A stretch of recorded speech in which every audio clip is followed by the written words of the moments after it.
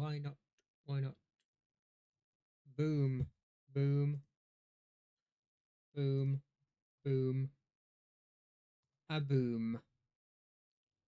Hello, everybody. Hello, hello, hello, hello. How is everybody? How's everyone doing?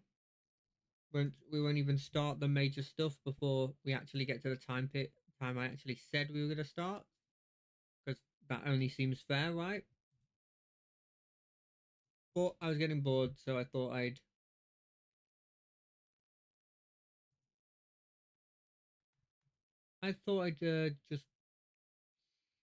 just come and sort of talk, you know? Why not? I'm not just gonna sit there just staring at a screen waiting for numbers to go down, because that's kind of boring, you know? Let's get some music on as well. Let's put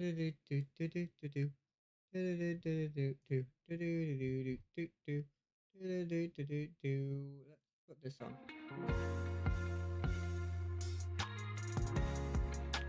I just assume that it's too loud and put it down a bit more. There. So how is everyone? I've been doing good. I've been doing good. Thanks for asking. Just sort of relaxing, trying to figure out what to do with this camera. So as I said before, I've tweeted about this, but I got myself a camera for the the special face reveal stream. I say it's special. I don't think it's going to be that big of a deal. I'm probably just going to play a bit more, go on for a bit longer than a normal stream would be. So maybe like 5 hours, maybe 6 hours, however long I'm feeling, really. And then I'll go until, and then obviously it'll be the first time that you actually have the face on stream, you know? It's not going to be a huge deal. It's just, I just thought, why not make an event out of it, right? I'm not planning anything, because it's not like it's a bit different when somebody's like sort of showing off a model. I forget what the name is, but there's like a special name for it when they're showing off like a VTuber model or something, right? Because it's literally your introduction. You're like, God, I wish could remember the name of what it's called. But anyway, not going to be one of those ones. It's instead going to be just like a celebration of me showing my face. Or maybe just an excuse, really. If I'm being honest, it's kind of just an excuse so that I can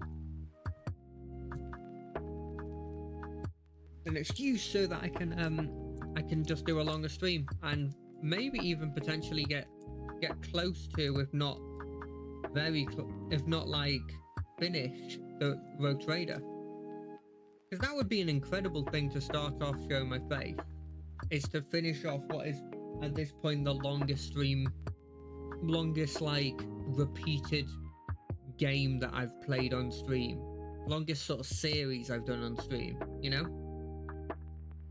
I feel like that'd be a good thing to do. I mean, I don't think it'll definitely it won't definitely be done on that special stream, but I think it might get close. I think there's a chance it goes close. So that'll be fun. That'll be a decent amount of fun. It's not going to be a big deal. Like, I'm not in a. It's not going to be a bit of a. It's not going to be that much of a surprise. I said this throughout my streaming career. Well, I feel weird calling it that because it's only been like half a year and it's not even a career. I look like the embodiment of the. I used to look like the embodiment of the nerd emoji. And now I look like somebody who's halfway between a nerd and a neckbeard, with obviously having the neckbeard to show off. So it's not going to be anything like special about it, but it's a cool thing to do, right? Cool little thing to do. Also, one of the big things that I'm hoping will come from that'll come from the fact that I'm what's the word? That'll come from the fact that I have a face, I have my face on stream. Is I feel like I'll feel a lot more safe doing like just chatting stuff at the start. So having like having it in maybe in the bottom corner, or maybe even just replacing the starting screen with like it saying starting at the bottom but just showing my whole face. I'm gonna customize and see if it like either of those work, you know. That'll be something interesting to do. Bam. Anyway, let's start with the announcement, right? So the special, I've been talking about this special face reveal thing, and my plan is to have that, and I'll tweet this after the stream. But my plan is to have the reveal happen Saturday at probably 11 o'clock BST, and just go on for as long as I physically can. As I said before, 5 or 6 hours is probably likely. We'll probably be playing some Rogue Trader, but maybe, depending on what's happening, we'll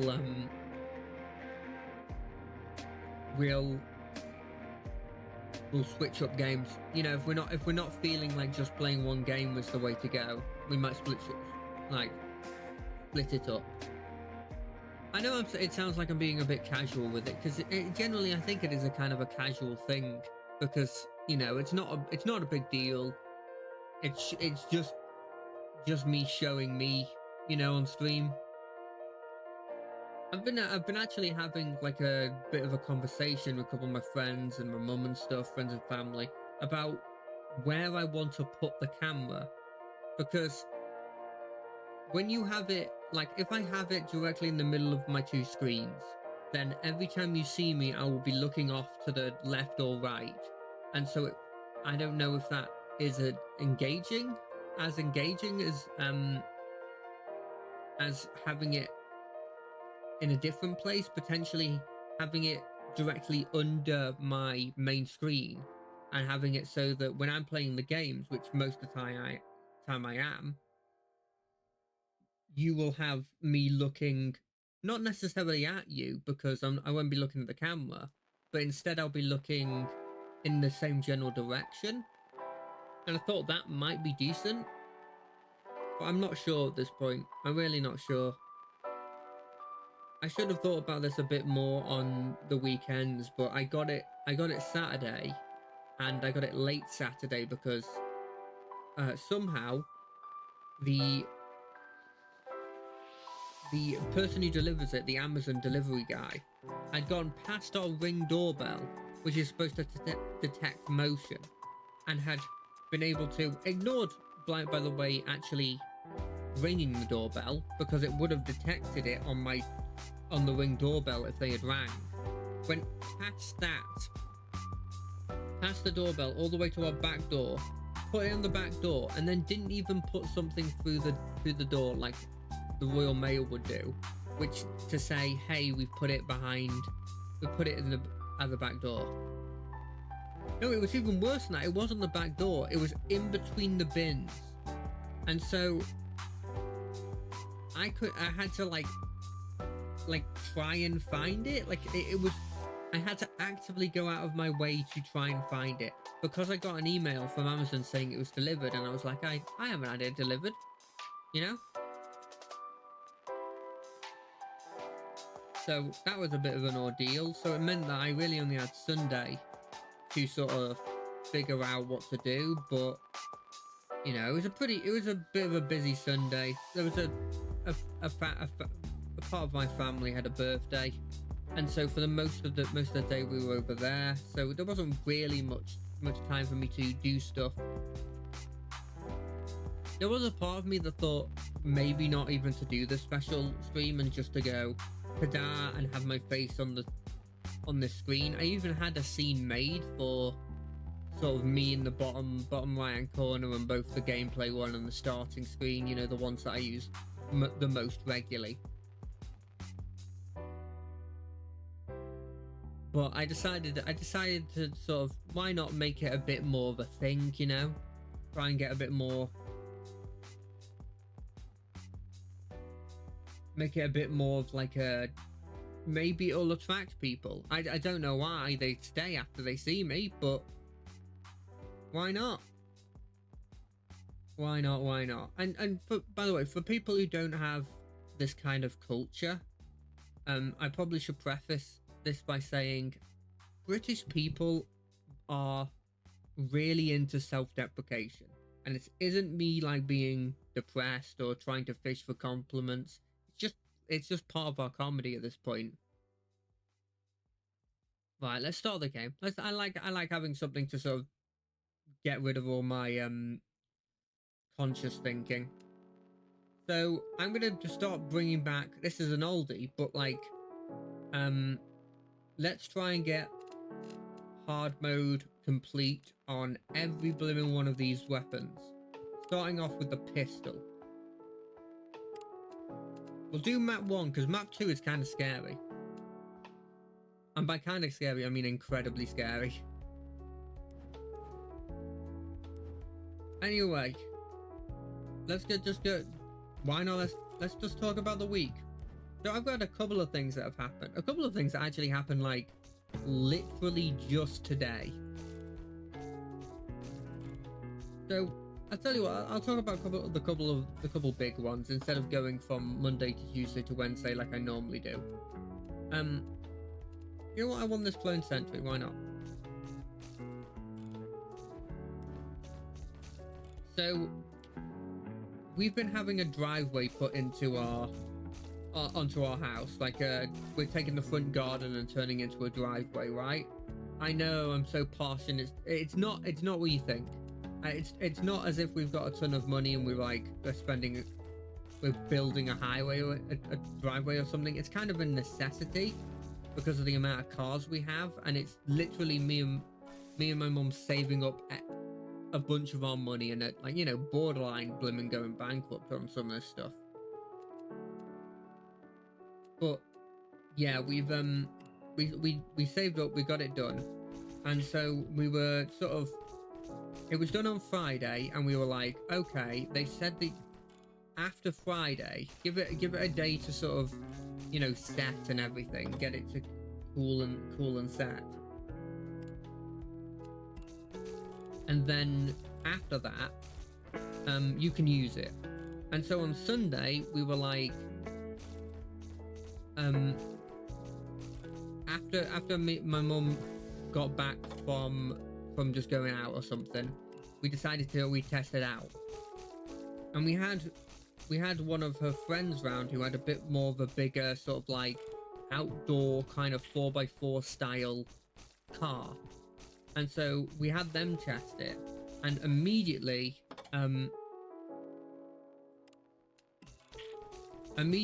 it started churning up the not tarmac, the blimmin', it started churning up the material they had put down. I'll take Ricochet. I like Ricochet, both the wrestler and the actual thing. They started like, it started going through it. It shouldn't do this. I mean, it was put down. It's not only was it put down, it's and like it should have solidified already, but it shouldn't be blimmin' churning up I keep calling it tarmac, but I don't know what it's called. It shouldn't be churning up now, because I mean, it's supposed to last for several years, you know, if not 10 years, you know. And so we immediately got, you know, a bit scared about this, because we'd spent a lot of money on this. And, well, I say we spent, well, this is the good part. We hadn't actually given him the money yet, the cash, and we hadn't given him the cash yet. But we got a bit worried about this, and like, it was lucky because this was literally the day in which the person that had done it was coming round to get the money, right? And so we messaged him and we were like, hey, we tried to put a car on it and it didn't work. And he was like, oh, the reason it didn't work is because you haven't had the sort of path that comes before our driveway. You haven't had that lowered yet, so it's not a smooth journey from you know, from the road to the driveway. I didn't rate this too highly because it's not as if you needed the speed to get on, because at the end of the day, if speed's a problem, we want to, it's not a huge one. Like, I'm not saying that we have this long driveway. I'm saying that literally it's like just enough to fit my car and my mum's car. Barely. And so you can't have that much speed because we'll be hitting the blimmin' house if we were any faster. You know, if we're going too fast. And so we didn't really rate this opinion, we didn't really rate that too highly. And so he came and he was trying to blimmin' blag his way through it and say, no, you can, look, you can easily get a car on. And we effectively called his bluff. We were like, oh, if you think that you can get a car up there, show us then, prove it. And he tried with his van and he failed, and then he tried with my mum's car and failed. And so he was just like, it's because of it's because you haven't lowered the blimmin', because it's not smooth from the road to the to the actual driveway. And so we were like, again, we don't rate this. And also, another problem was it felt a bit steep. It felt too steep. And many people have mentioned this now. Many people have said that, like, let's re-roll. What do I want? Every time we roll the damage, oh yeah, I like that. Every person that we've seen has said that. And even the person, when they were putting down the final touches, had even one of the people there commented, this is a bit steep, which I find quite interesting.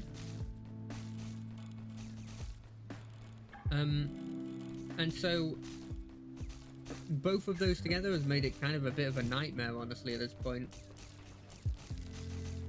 He said he wouldn't take his money until we dropped the curb and we had gotten a car on there, which is nice of him. It's fair, but it is one of those situations where we're kind of like, we're worried at this point, because it's like, okay, well, what happens if we can't get a car on that? How much do we pay them for a job that is, you know, unsatisfactory, that isn't, you know, good enough to use? I brought up a point that I think is quite good when we were having this conversation, which was, if you got a house built and the house didn't work, you know, it wasn't working, it broke apart, or there was holes in it, or like it just wasn't fit for purpose. If you had that, you would complain. You would not pay for it. You'd say it's not fit for purpose. You'd get compensation or something, right? Damn. Well, that's always gonna happen when I'm talking. So it's a similar situation with this. If it's not fit for purpose, then we should just, it's the cockroaches every time. But I'm not gonna do the same thing I did before. I'm gonna try out different weapons every time. But if it's not fit for purpose, it's not fit for purpose. So we're just not gonna, you just don't pay for it. So it's been a pretty eventful situation with that. A bit stressful, honestly. But then, like, on the flip side, a huge bit of good news came across. One of my friends, Banzar Cobell, got to be very certain with that so I don't get it wrong. I think that's how you say it. Just got affiliate, which I think is blimmin' insane, and I'm so happy for them.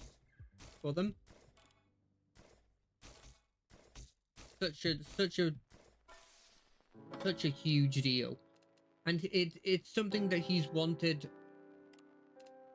you know, he's put a load of effort into, and he's tried to do for a long time. Well, not a long time, but I guess it is a long time, honestly. He's been putting 100% in since the very start. Like, I just come onto the stream, I occasionally post something about it, and that's it. He's been putting in like 100% effort, you know, getting all the little widgets and stuff that shows all the fancy stuff, getting himself some overlays, getting himself a model. You know, he's putting in like his 100%. And to see that, and to see him finally find his groove, and to actually get affiliate to the point where now he's effectively been able to make it at least like a kind of, you know, for lack of a better word, like a side thing, you know, a side shop. Like, he can be making money from it now, which is insane, and I'm so happy for them. So happy for them. He's honestly, he only posted about it today, and I only learned about it today because I've been very busy over the weekend. But it's like, it's insane. I'm so happy for him. It's one of those situations that I had this very much with Onyx as well, who I knew before, you know, this whole thing. When they got affiliate, I was like, this is incredible. And it's like, but I knew it would always happen. I knew it was a matter of time. Because both of them, they're just naturally funny. You know, they're naturally funny.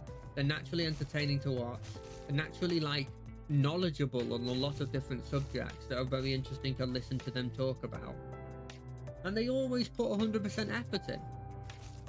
That's the thing, when they put their minds to something, it's one of the things that I'm always insanely jealous about, which is that they put 100% into it. Whereas I'm kind of one of those people that's like, you have to put, honestly, I have to be given, I have to have a lot of motivation to put in anything but like 70% into anything, even if I'm passionate on it. And so to see that, and see them who put in like 100%, when they decide they're going to do something, they're going to put 100% into it. They're going to do it right. Did I lose a shield? Did I buy the shield? I don't think I bought the shield. But so to see it pay off, it's hugely great. I think it was because he's recently been started playing Vermintide, and it seems like he's gained a community, like a constant community that came into it. And it honestly, it's one of those things that kind of, it is interesting to see how these games that aren't the biggest games, because Vermintide 2 is like, it's got a decent following, right? But it's not in its heyday. It's not a hugely popular game. But the thing is about these kinds of groups is that they may not be the most popular, but the people who are left are normally like quite, you know, they're quite loyal to it, and they're quite enthusiastic about it. Ooh, maybe? I kind of like Ricochet, but I think I'm going to regret it, but I'm taking a mission.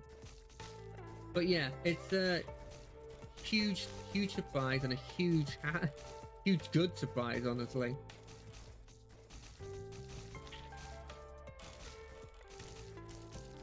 I really hope that they are able to make this into a career. I really think they could, both of them. You know, it's funny. It's like I don't know how much they want me to talk about, you know, out of stream stuff. So I'm not going to go into a huge amount of detail, but it does show that like both of them do something that's quite creative. I won't go into specifics because I don't know if the no. Ramonzar's talked about it. Both, and and I think Onyx has as well. Both of them are DMs. I do find it funny that both of my DMs have now technically are professional streamers. That's the thing I always like to bring up to them. Well, I always like to bring up to Onyx, and now I will bring up to Baronzar, is you're now professional streamers. And I will definitely use that to blimmin' get at them for that. Just like, wow, it's a professional streamer. It's gonna be very funny. Oh, I should probably turn off my Discord notifications, actually. Give me a second. Notifications. Let's turn you off. Where is the button? Disable. Boom. There, you won't be hearing them anymore. Needless to say, our friend group is popping off about one of our friends getting a blimmin' free affiliate. Anyway, it's honestly absolutely great news, and with it being really stressful with the whole driveway and stuff, it was a really nice thing to hear about. To sort of like balance it out. Very, very fun.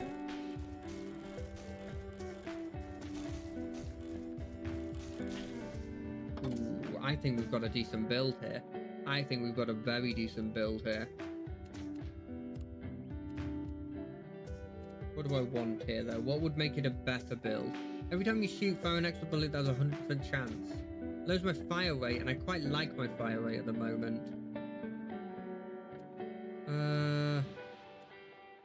Let's take a shield boost. I never take it.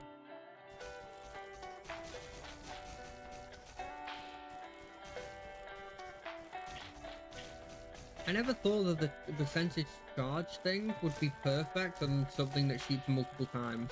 I should have thought about that, though. It seems obvious.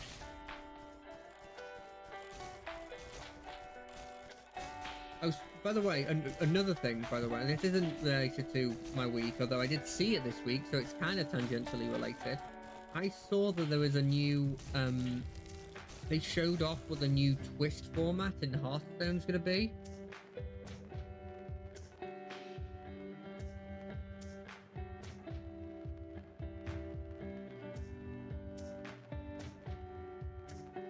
I always take this and I feel like it's a bad decision.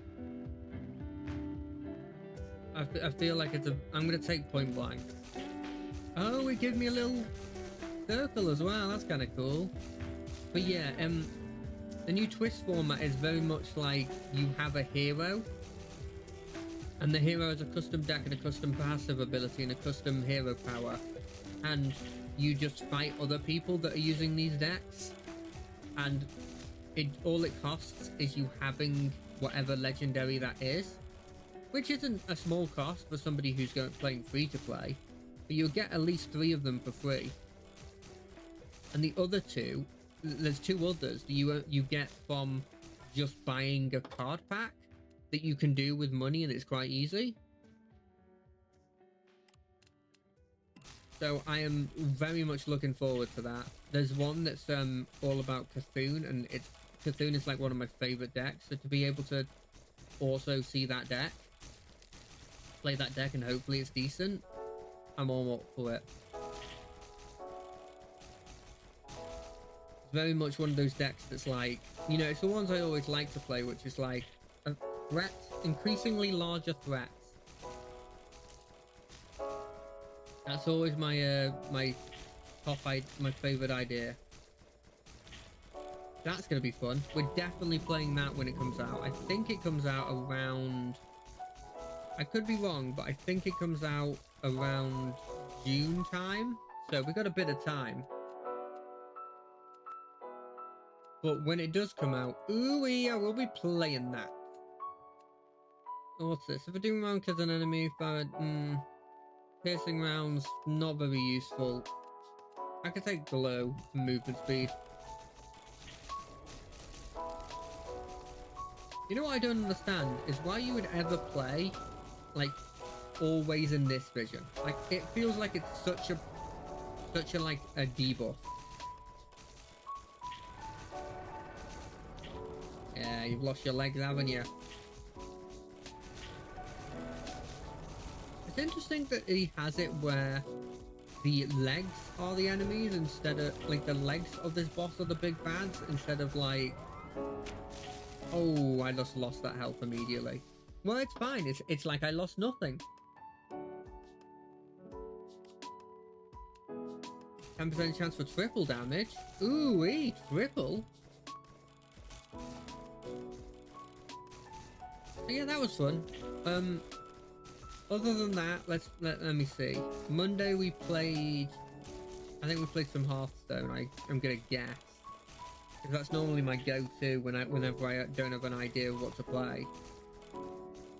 Which was fun. I actually felt a bit disappointed with that. With that like stream. I felt like I just didn't put. I don't know. I just didn't know what to talk about.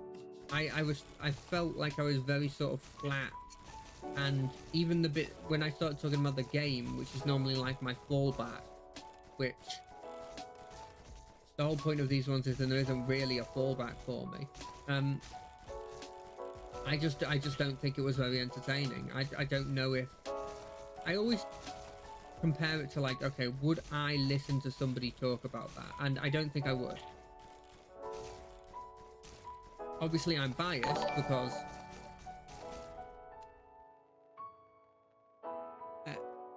well, thank you for the follow, L Parker 0, Ella Parker. I'm doing good, thanks. How are you?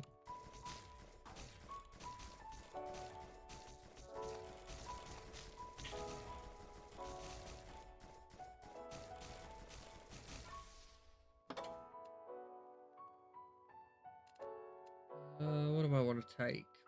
Light wave? Lightning bolts? Yeah, why not? Killing 3 enemies.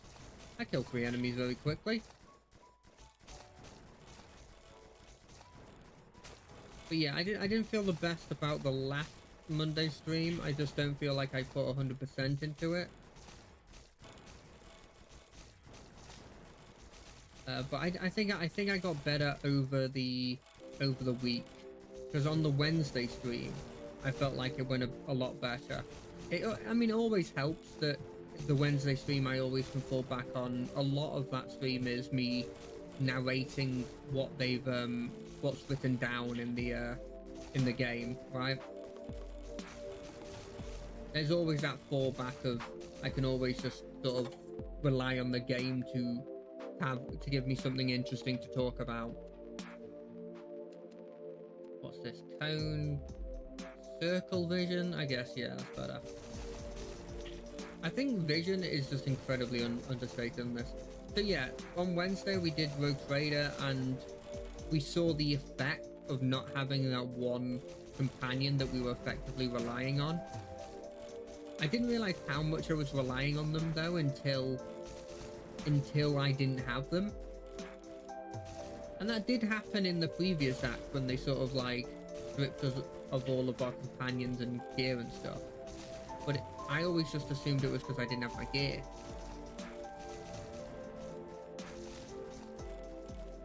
But I mean, we're still getting through. It's still fine. It's just the bosses I need to actually think about them now, which in a way is probably better. And it does mean I get to use different people, which I think is definitely like not a bad thing to have at the end of the day.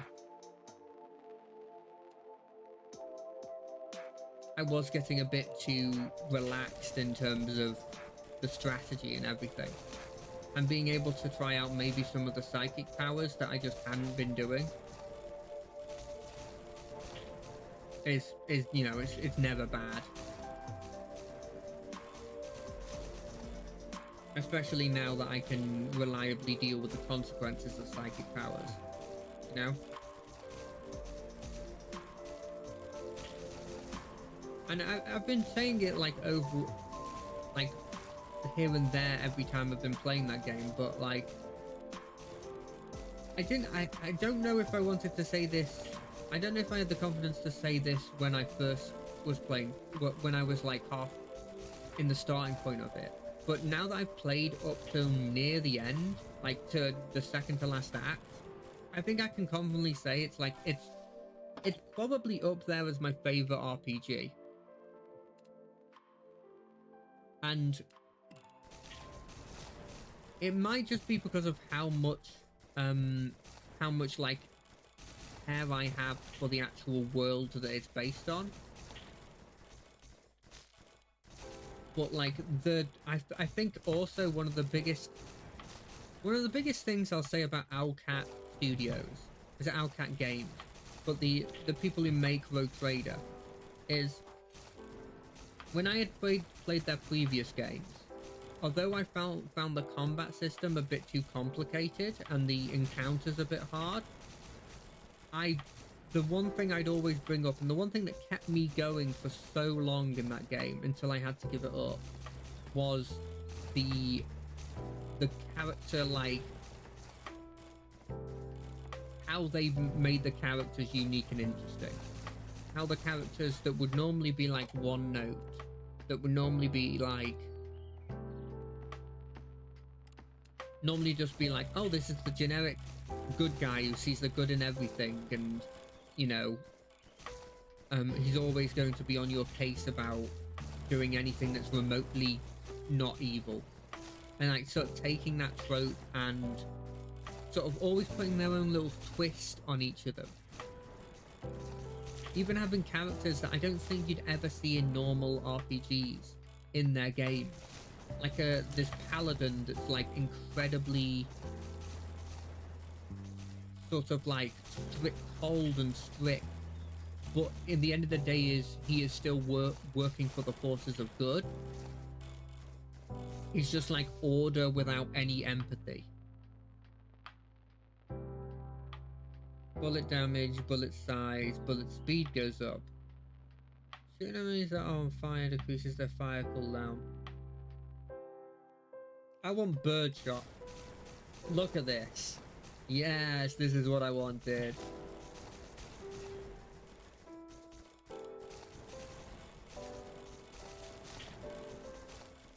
So yeah, it's got the character development in it has been incredible. Sadly, sometimes it's ended in death for the character, but it kind of felt like a fitting end for some of them. As much as I dislike the fact that I lost Cassia, her story was incredible, like to end like that. And the fact that there's an alternate way I can play it very much, like more than any RPG I've played, has made me want to play it again, to see the differences. You know?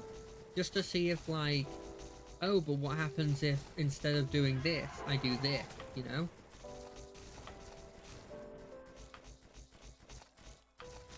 And I've been playing it mostly like goody two-shoes, right?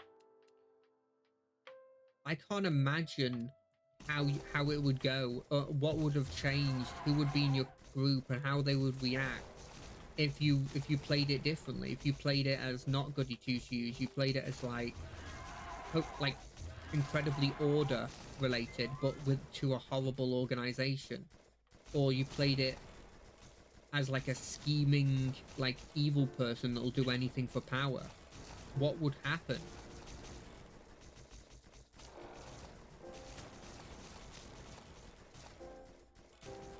It's also, I think it's helped me a lot, because it's helped me in a lot of those games, in a lot of those sort of RPGs.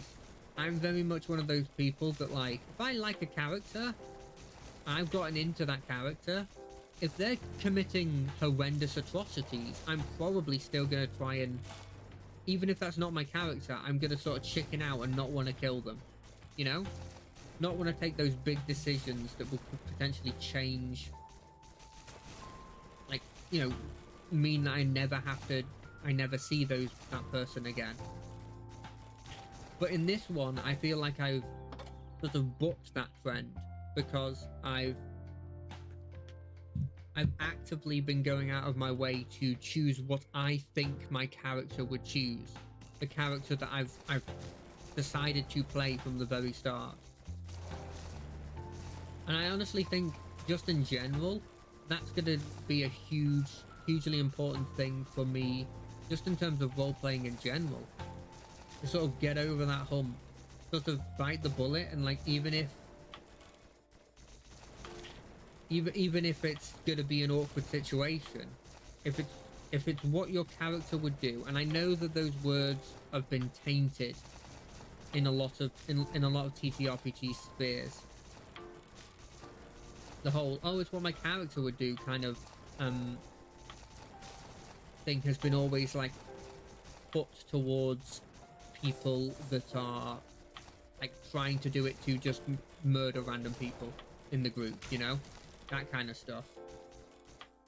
But I'm saying it more just as like, I feel like there's been many times in games I've played, TTRPG games, where I've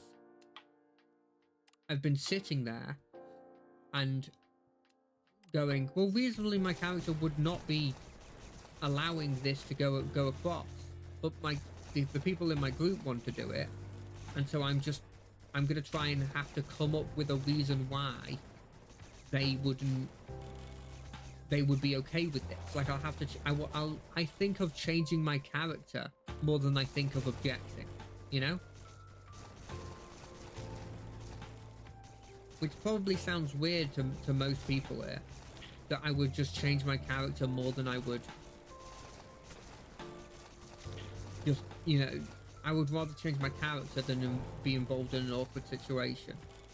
But it's true, it's happened many times. I'm hoping that the fact that I could press that button and finish up, like, kill one of my favorite characters, shows that I'm at least taking steps towards being able to sort of make those decisions when it comes up to that in the TTRPG setting. I could be completely wrong here, right? I could be just taking something that isn't a big deal, that, like, in the scheme of things isn't going to change anything, and making it much bigger than it actually is. But I think I don't think it's, I personally think there is a chance it will help. Like, it can't hurt at the very least. We're going to also ignore the fact that immediately after that I did try and go back to a previous save and try everything I could to physically save her. And I was willing to sacrifice a fair amount to save her. Just not why I would have to have sacrificed. There's also an argument it wouldn't have even been her at that point, you know?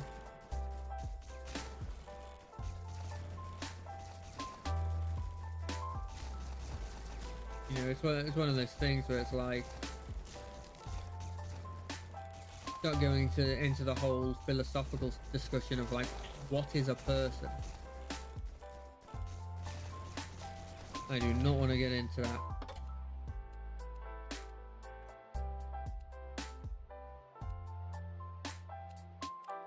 Obviously, there has to be a lot of a bigger balance with it, but you know what? Why not? Let's take this, because look how far they shoot now. There's obviously has to be a balance to it. I need to not just do incredibly annoying things just for the sake of, well, that's what my character would do. But I do think I just need to get better at rejecting. Not rejecting, but, like, standing up for my side of the point.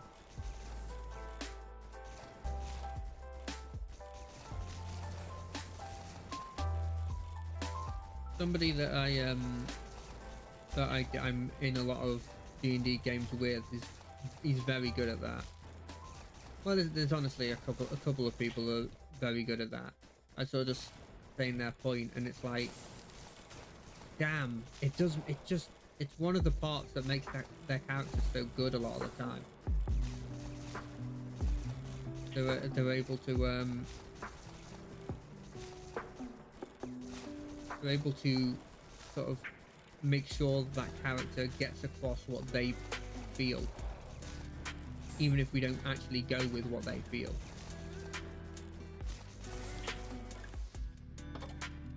I feel like I've never gotten shotgun this far, or they've changed how it works. Oh, hello. How are you doing?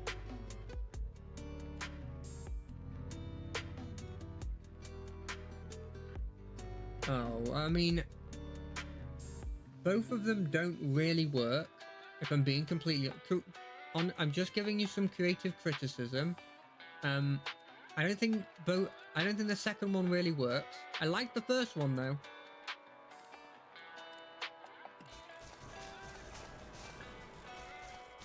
Yeah, I'm playing some Disfigure because it's very much become my comfort game, honestly. I hope the guy's still working on this. So I think it's a really fun game. I'd honestly pay a fair amount of money for this. It's a shame that I feel like the trend of vampire survival style games has kind of died off. Because if it hadn't, I feel like you probably would. If more people had seen this, it would probably do a lot better. I don't remember this enemy before. Have I never gotten to this point? No. I've completed hard before. I completed it with the dual swords, I think. It was a melee weapon, because that's why it was so surprising. I think it might have been the knife, actually. Damn it, my build only works if I'm able to kill a lot of chaff before fighting a big guy.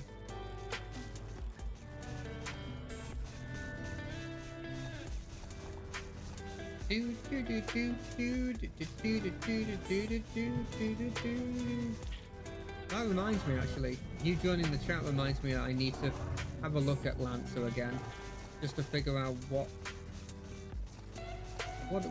which things I like, because I will not be going with what I tried before. Big melee mech does not work.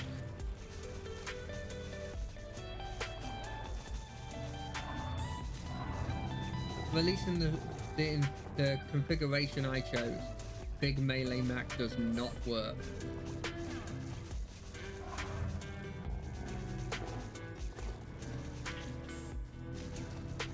Yeah, I think that maybe might have been my problem.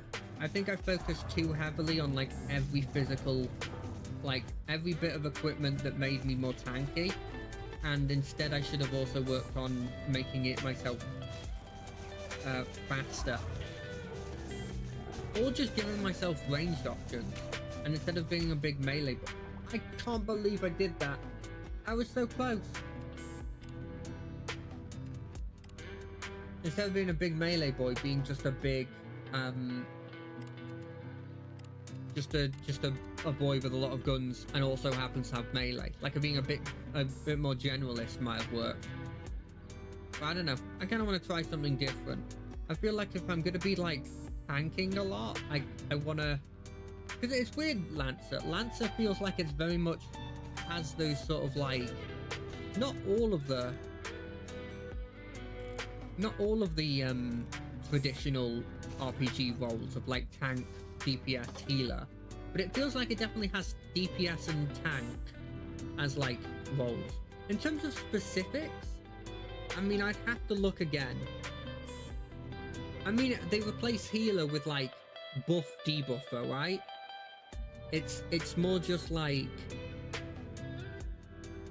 because healing's like, you've got a lot of health in that game, but you don't have like barely any healing.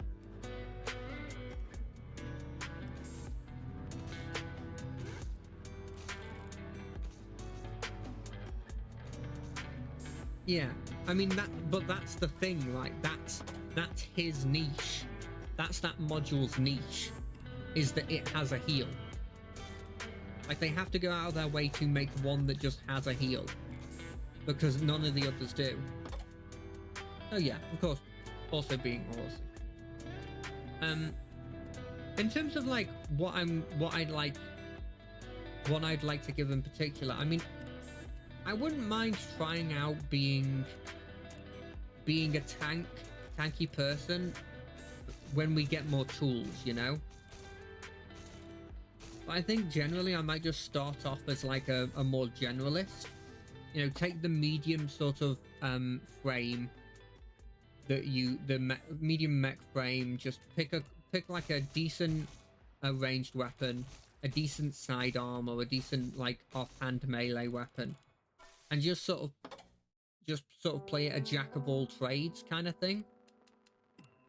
And until I sort of figure out what part of it I'm actually having the most fun doing. Obviously, I don't think I'd have much in the sort of like the hacking side of it, but see if I like really. I'm a big fan of being fast and using a sword. See if I'm like really into being a bit more ranged and shooting them from like a medium range. See if I'm more into like being a long range sniper. You know, sort of do a kind of like do a tester of it. But before like making my choice when we get access to more stuff. I don't know what level are we starting. We're starting at the lowest. I don't know. I don't remember what the levels are called in Lancer. It's like clearance or something. It's. I don't remember the specifics. Yeah. So we're starting at LL0. Okay. So yeah, I'll probably just make a general sort of mech for LL0, and then once we get to LL1, hopefully at that point I've sort of come to a conclusion of like what direction I kind of want to go. At that point maybe I can like at that point choose what I want to go, or maybe just fill up like find like a niche that we don't have at this point. Like if there's nobody for some reason doing melee, or nobody's doing like heavy like weapon platform, maybe then I choose to be that, you know, that kind of stuff. I'm also going to try and keep it a bit simple, go for the simple ones, because some of them, when I look at them, I'm like, these seem a bit complicated for me. Effectively, all the ones that are like... There's that one company that's all about stuff that's like pseudo-magic, honestly. And I think they're all blimmin' based on magical creatures as well. Like the names of the frames. But like, those ones always looked incredibly complicated to me. I'm not 100% sure if they are incredibly complicated, but they definitely felt like they were. Ooh, movement speed, yes please. And so, if they come up, I don't think I'm going to go any of those. I think I'm more likely to go the more generic ones. Like, it's been a while since I looked at the base Lancer, but I remember there being one that just looked like a World War II soldier. That one seemed kind of cool, as being sort of like a general heavily armored kind of guy who has a gun, but is like not specialized heavily into one specific thing. I think that one's a bit decently armored as well. I'll have to check. I'll have to check to see what I want to play. But it's weird when the session 0 is also going to be happening. I don't know how much I want to plan for before I've seen what other people are doing, you know? So I'm not really sure how much detail I should go into.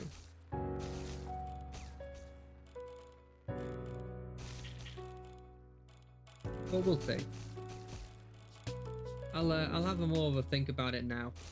Now that I realise that it might.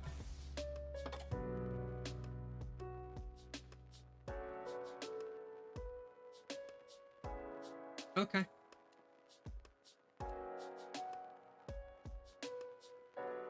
I think honestly, I mean, this is a horrendous cop-out answer, but like, I don't really mind what kind of setting it is.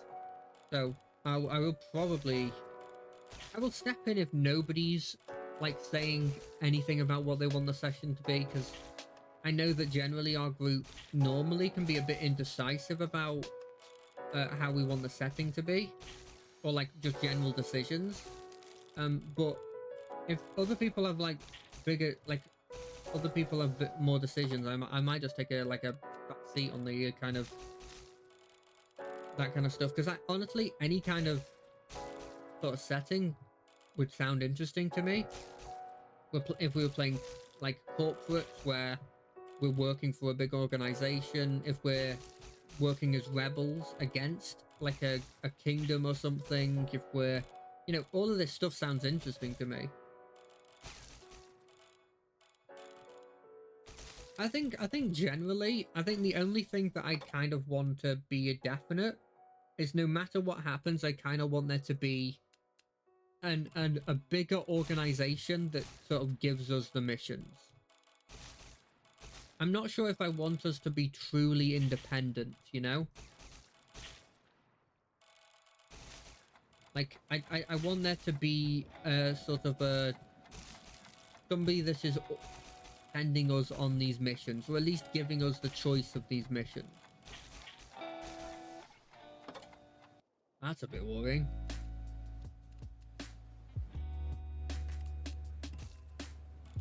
Because, I don't know, I kind of like there being a bigger organization that's sort of ordering us around. I gotta say, I've been watching, I watched the VatiVidya video about the lore of Armored Core, and that's definitely gotten me more into the whole idea of playing some mech TTRPGs. God, I'm not even really sure at this point if the Armored Core lore is that good, or if it's just that, or if it's just the fact that he is that good at blimmin' making anything sound good. Because goddamn did he make Armored Core sound incredible. Got me heavily invested into a lore that I didn't even really care about before.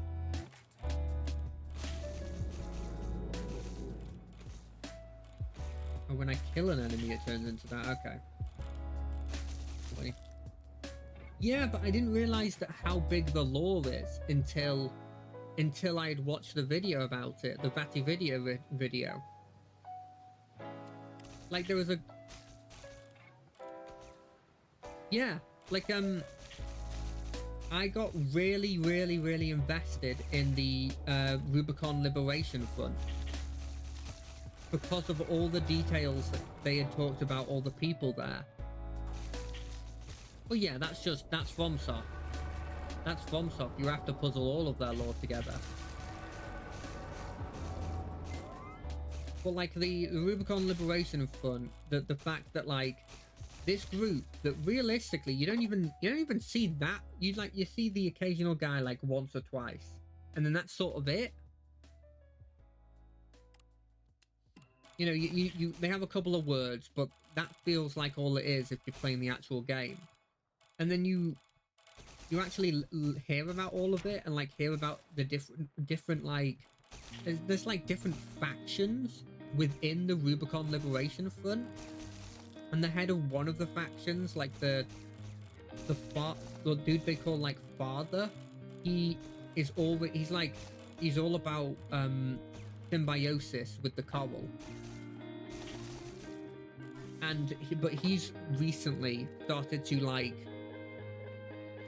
even though that's the thing that sort of united everybody into the Rubicon Liberation Front, he's starting to regret it. He's actually starting to doubt whether we should get together like with the coral. And then you've got the second like half of it, the people that they all call Uncle. that he's sort of taken over, and sort of his whole faction is just about like, they're just about like not just saving the planet, but then what happens after the fact. Like bringing Rubicon into the stars, and you know, it's just such an interesting. Yeah. It's such an interesting like just that group, and then you've got all the red guns and the all the stuff related to them, and then you've got all the stuff related to Arquebus. Arquebus are the freaking weirder ones though. Arquebus is like, I don't know. I think there is a solid argument to the All Mind playthrough where you have the coral release. I kind of see it more as like, you remember in Mass Effect 3 when I can't believe I did that. The Mass Effect 3, there's an option where you turn every being in the universe into like half human, half like machine, and you have a situation where you have your character that can only stay in like a hazmat suit, takes it off and is able to finally like see and breathe the air unfiltered. I kind of see the coral release one as potentially being like that. There is an other way you can sort of see it, where instead of it being a good thing, it's a horrendous thing, and actually what happens is that the coral uses you for your skills, and has the intelligence of the lady that's with you, and starts to revive mechs that have died in the wars that have happened, and it's just going to sort of effectively deal with everyone. Yeah, I mean, it's entirely possible, but it does take a lot to burn the coral. Like, it took blowing up the planet to get rid of a small amount, and then they had to up it even more to crashing up a ship into a space station. Yeah, I know, but like, every time it's gotten bigger, it's taken more to set it alight. And if it's in the whole of space, it's going to take a fucking huge thing to set it alight. They've had to up how big the explosion is every time.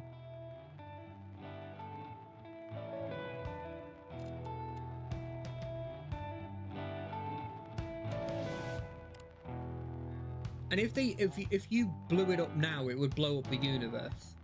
So it'd be killing yourself. So I think there's an argument for that one. I think the one where that video brought up a good point with the one where you just sort of like keep the status quo. You get rid of the corporates, the Rubicon Liberation Front wins, but you sort of just keep the status quo. That one is just, as he said, kicking down the can to in the next 1,000 years.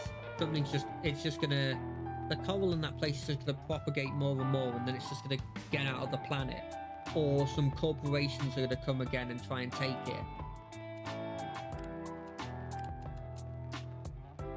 So I agree that I think the worst ending is going with the Rubicon Liberation Front and sort of keeping the coral there, effectively keeping the status quo. That one's the worst one, in my opinion.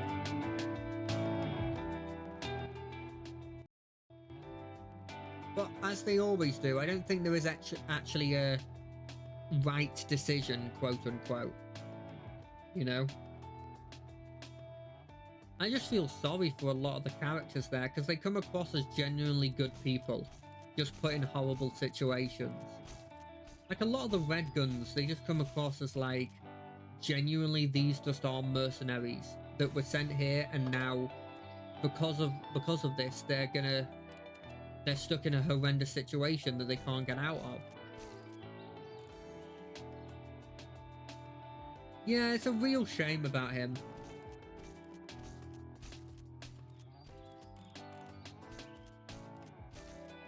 I think all of the Red Guns, honestly. Like, all of the red guns come across as good people. Off the top of my head, I can't think of a red gun that comes across as like sure, some of them are a bit dickish, but yeah, true. But like, it's not really his fault a lot of the time.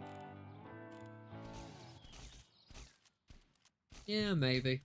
Arquebus, yeah, 100%. The only good one from that is, I think, doesn't Arquebus have Rusty in it? Because he's like a secret undercover guy. Or is that the Vespers? I always forget that. But like, Arquebus is horrendous. All of them are. Yeah, he's not. I count him as a member of the Rubicon Liberation Front. More so than them. Yeah, the Arquebus is like, the best person in the Arquebus is just, there's like a lady in it that's just all she does is she's just very loyal to Snail, which is a horrendous person to be loyal to, but like, that person's probably the best of them, because at the end of the day, all she is just very loyal to a bad person. Like, she's just chosen the wrong person to be loyal to. Yeah, the Vespers in general, like, God, yeah, they don't really have anything that's really going for them.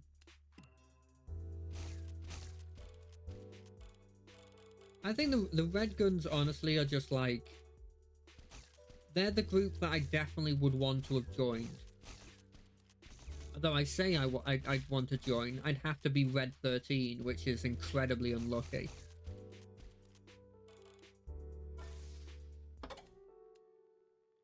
So maybe I wouldn't want to join.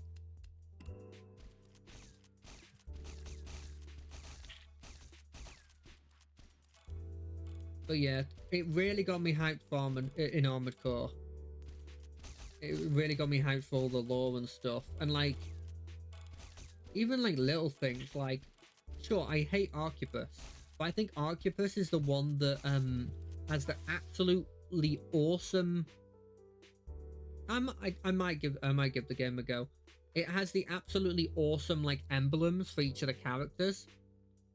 Like, they're all, except for Rusty, all of them are like comments on like advancements in like biology via technology. All of them are like really freaky. I think that's Arquebus that has that. But yeah, Arquebus are absolute dicks. They have correctional facilities. They effectively which these correctional facilities are effectively mind control. If you're too willful that you can't go in a correctional facility, they take you to the factory, and the factory is effectively them just using you for experimentation.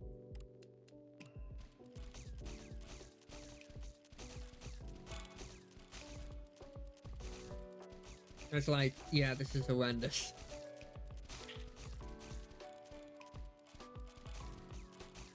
I think arguably the best person in Arquebus, I think, is Faust.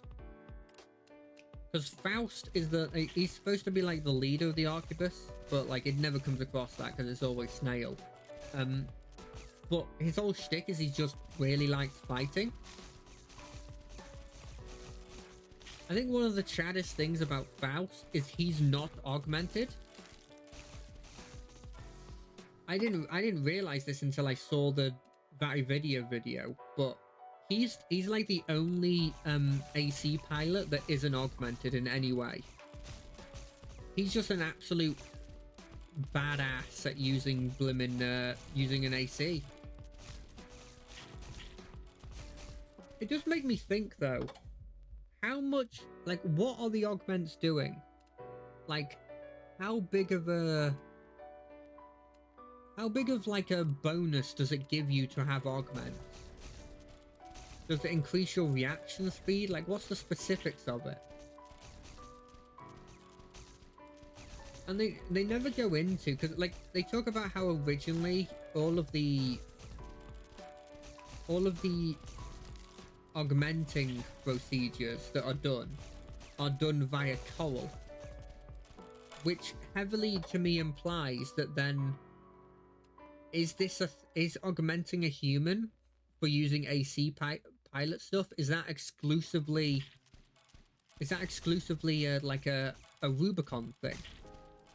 Because coral, the whole point of this planet is that it's cordoned off and that it has a unique resource in coral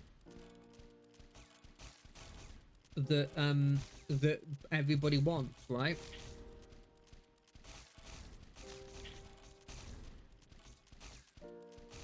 But then does that mean that this augmenting sort of like culture, is that just something that's happened exclusively on this planet?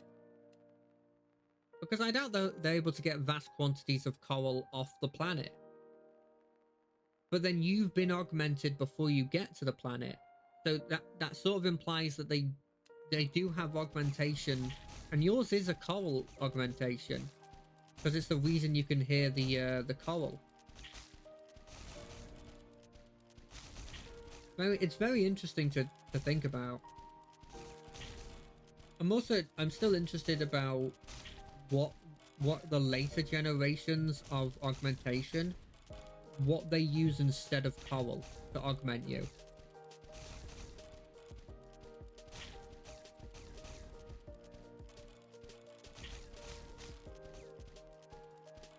There's lots of little things that are really interesting about that they haven't gone into, which it obviously is very FromSoft of them, right?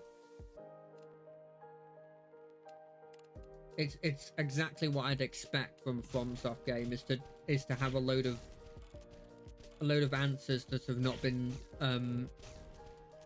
solved, and then a DLC will come out and it'll solve some of them, and some of them will just never be answered, you know. God, it's having a real problem connecting my chat to. It keeps unconnecting me from the chat, which is a bit worrying. I'm hoping the stream's doing okay and it's not lagging too much, or lagging at all, frankly, because I'd very much. It should tell me if it's lagging, you know, but I'm not getting any notifications about it disconnecting. Wait, oh great, thanks. Cool. Good, I'm glad. But yeah, there's a load of unsolved things about Armored Core that I'm kind of really hoping at some point get solved.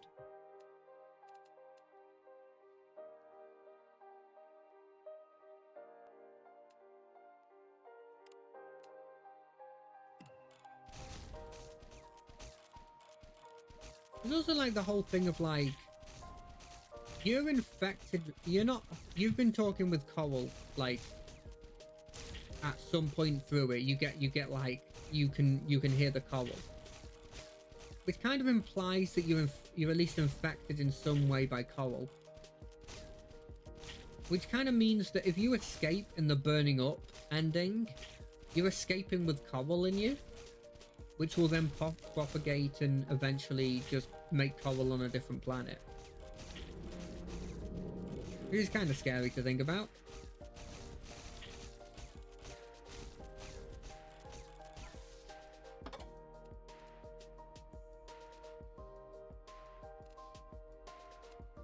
I think one of my favorite parts of, I think this is just generally FromSoft games in general, is that a lot of the characters, none of the characters come across as like objectively good. But then a lot of them come across as like having like a purpose for what they're doing. That means that they at least can justify being as evil as they are in some situations. Like Walter is your handler, and for all intents and purposes, he has a good goal in mind. His whole shtick is to sort of finish what the Institute had started and burn all the coal.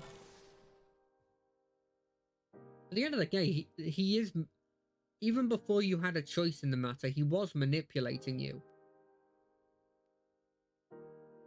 Like, it's not as if... It's not as if you agreed to any of this. He's using you. In the same way that all mind uses you. Where they, like... They sedate you and then wake you up at later points. You do the exact same... He does the exact same thing. He wakes you up because he needs you after he lost, like, 3 of his blimmin' ACs in the initial... the initial trailer.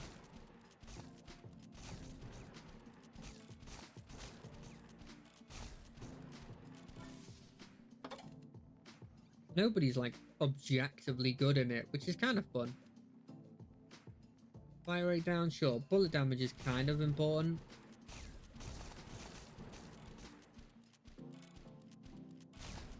So yeah, I got pretty hyped from watching that whole thing. It's like blimmin' 5 hours, but it's 100% worth it. I would definitely blimmin' suggest that if you're into Armored Core, watching that is just going to give you like a new appreciation for it. Because every character he goes into detail about. And I don't know how he does it. He does it in a way that it's like he goes mission for mission, and he stops, and it makes it feel like a constant flow of like a conversation. Which is an incredible feat, honestly. Shrapnel blows up and becomes more shrapnel. You know what? No. Reroll. I want something good. Every 5 kills, summon a plasma chain. No, bullets can ricochet up to 3 times. Sure, that sounds fun.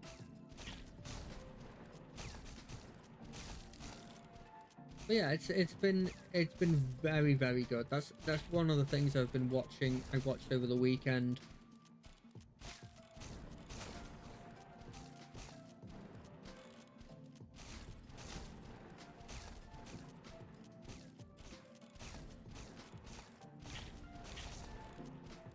But I was concentrating there and dodging. I know that the bullets were nowhere near me, but I have. That's what happens when I stop concentrating on blimmin' dodging. I fail like that. The one that, weirdly, the one that I felt the most sorry for is, I think her name was like ZZ. She's one of the Rubicon Liberation Front people, and she's just like a little kid that they found from a failed, like, trying to get to the planet. They found her parents were dead and they just sort of adopted her.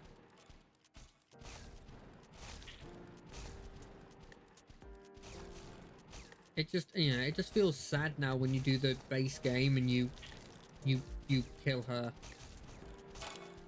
because you know that you're now killing the lady they call like the little princess of the Rubicon Liberation Front.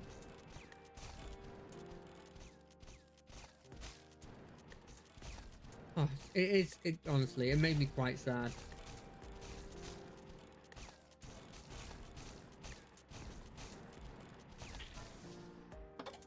And the fact that you can never save the blimmin' the Strider, never can save it. You either destroy it yourself or you get there too late and it's already destroyed. Which is kind of insane to even like the group that was there. It's kind of insane that they were able to do that. Kind of insane just in general how powerful an AC is. Like you using one of those, yeah, sure you're the main character, but like you're able to take down fleets. Like fleets of actually like spacefaring ships on your own. Which is it makes sense that like, okay, so this is why they'll have like a small squad of like 6 of these, but they'll be worth, you know, like they'll be worth a whole army or something.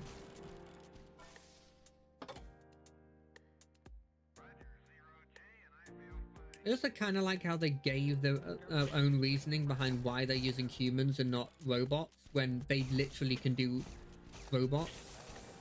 Apparently there's something that Arquebus is researching this at the moment, but like there's something that humans have that I think Vitavidia just theorized as being like survival instincts or will to live or something. That means that they're just better than robots.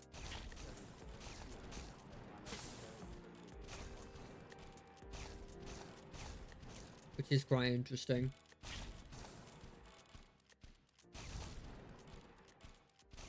But apparently there was a time in Armored Core's like history where all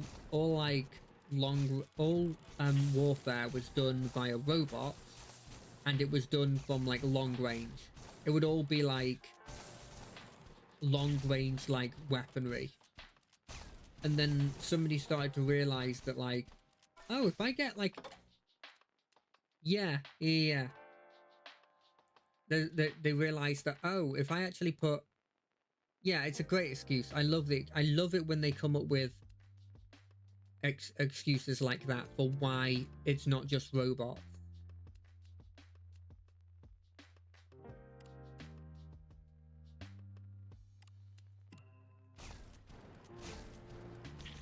They were just like, they realized that there's one person... Actually, a human is better than a bunch of robots. Which is interesting. I just wish they'd go into a bit more detail of like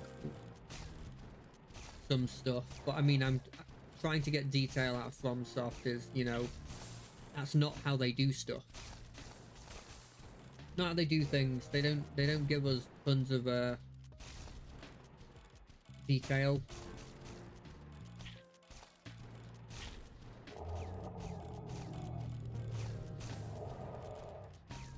But even it's like little things. Like, I could be remembering this completely wrong because my memory's horrendous.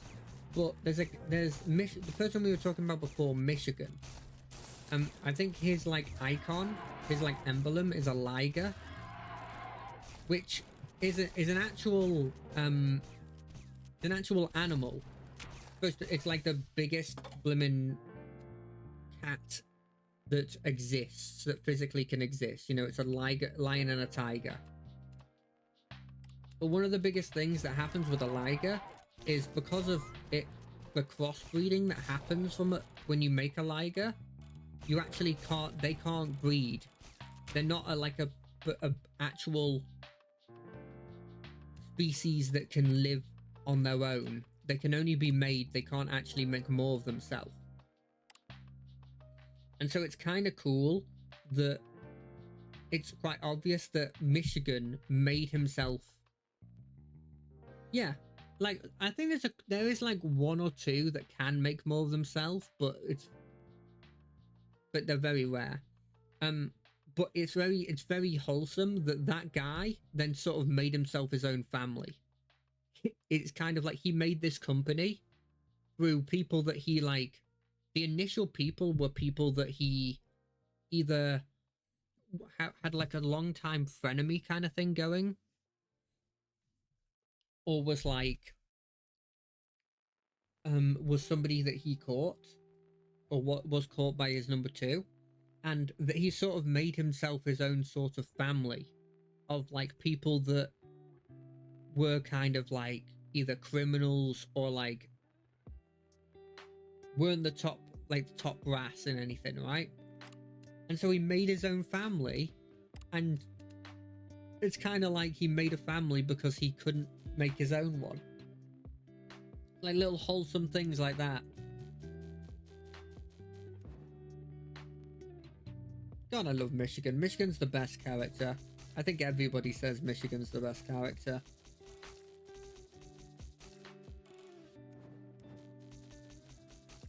I liked the scientist though, the lady scientist. I forget her name. It's like Cindy or something, I think. I don't remember. But I liked her. Carla. I knew it was C something. Yeah, I liked her. She was fun. She very much felt like she had a very understandable thing. Yes, I knew Cinder was in there somehow.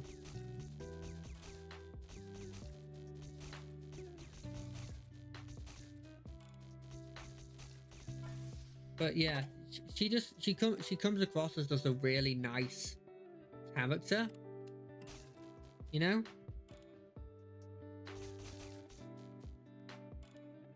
A lot more like happy, even though her like goal probably, like, the thing is, her end goal, it was very unlikely she was ever going to achieve that without her dying. Like, so she probably knew that she didn't have that much time left, because generally that goal, there was a chance you could do that without dying yourself, but I think it was very unlikely because of all the things that you'd have to do and the sheer explosive radius that would happen. It seemed very unlikely that you would actually survive it.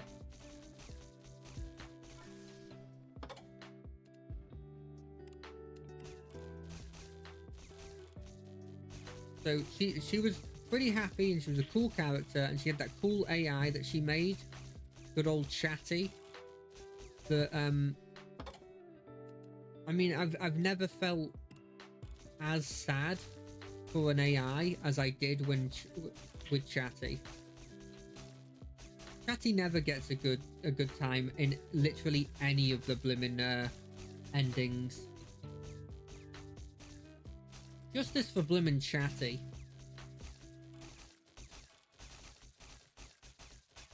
He will be remembered.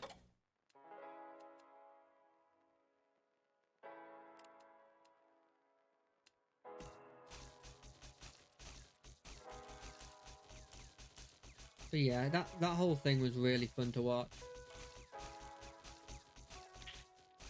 I think it was probably the perfect thing to watch if I'm looking at Lancer stuff, just to sort of get me into the mood of it.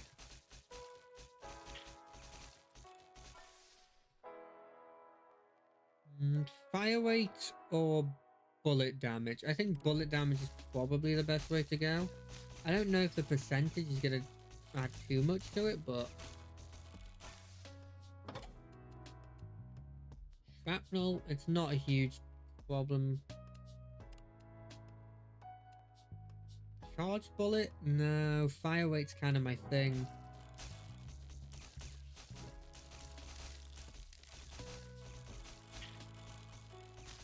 And Walter was pretty cool, I guess. I don't know. I don't rate Walter that highly because you only really find out that he has a good, like, he's got a good, like, goal later on, and even then it's like, yeah, but you are, like, using me. I don't really have a choice in a lot of these situations.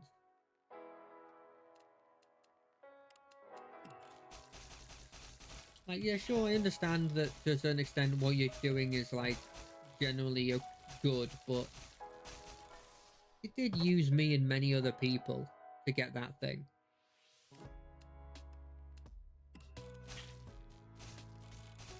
You know, it's like, can you feel too happy about that kind of guy who's trying to manipulate you, even if he's trying to manipulate you for an end goal that's good?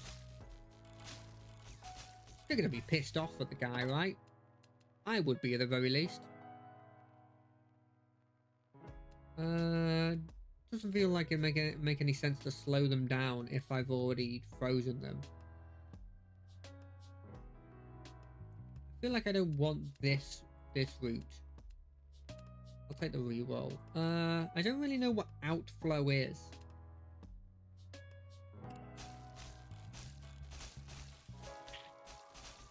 But yeah, let's see. Where did I get to in my week? I talked about Wednesday. On Friday we did Neverwinter, which was really fun. I did find it quite funny that I noticed early on in Neverwinter that I was fighting a lot of enemies that had like a forge. So I fought like the evil necrotic forge, and then I fought the ice forge, um,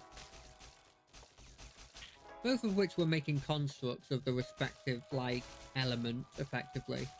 And I do find it funny that near the end of that Friday stream, there was literally another forge.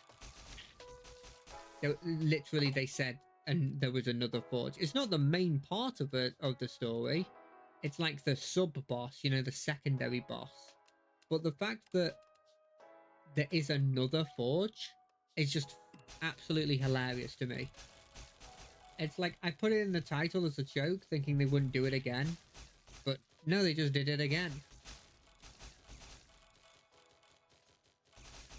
I will say, look, I may be going back on something I said before, but if I'm being completely honest, the story of Neverwinter isn't incredibly engaging.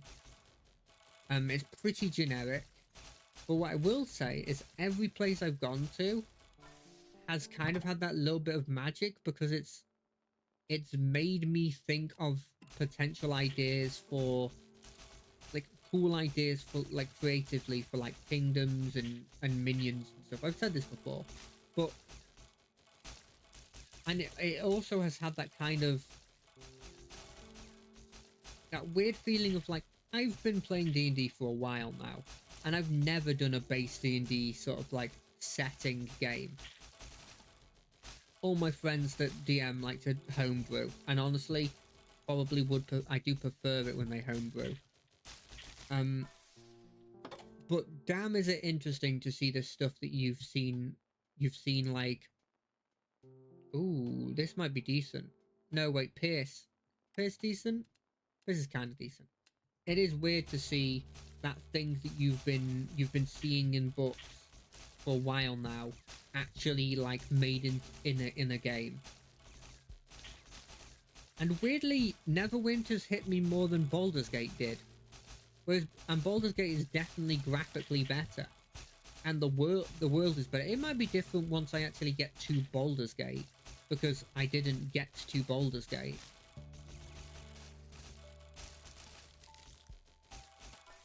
I hadn't actually made it to. I never got past Act 1.